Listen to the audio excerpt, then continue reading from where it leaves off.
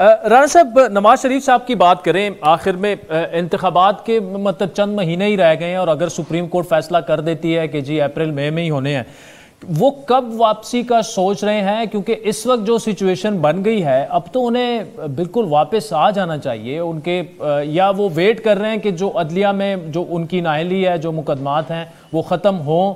اب چونکہ معاملہ تو 184(3) والا بھی آ گیا ہے، وہ اپیل بھی کر سکتے ہیں، اس کے بعد کیا وہ آئیں گے یا اس سے پہلے ان کو آ جانا چاہیے؟ آپ کیا سمجھتے ہیں؟ نہیں دیکھیں، وہ یعنی ان کے دو تین مسائل ہیں۔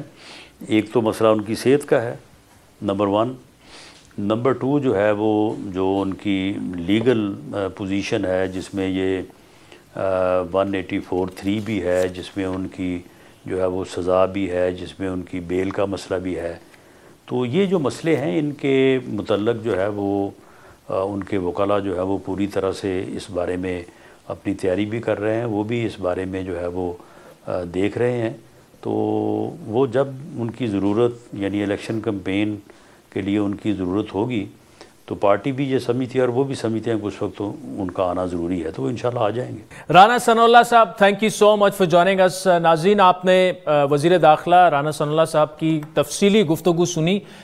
بڑا کلیئر کٹ وہ کہہ رہے تھے کہ اس وقت نیشنل گرینڈ ڈائلاگ کی ضرورت ہے، اور عدلیہ کے تحت یہ ڈائلاگ ہو سکتے ہیں۔ بہت بڑی خبر ہے یہ، اگر انٹیریئر منسٹر یہ کہہ رہے ہیں کہ وہ مذاکرات کے لیے بالکل تیار ہیں، تحریک انصاف بھی ہو اس میں، باقی سٹیک ہولڈرز بھی بیٹھیں۔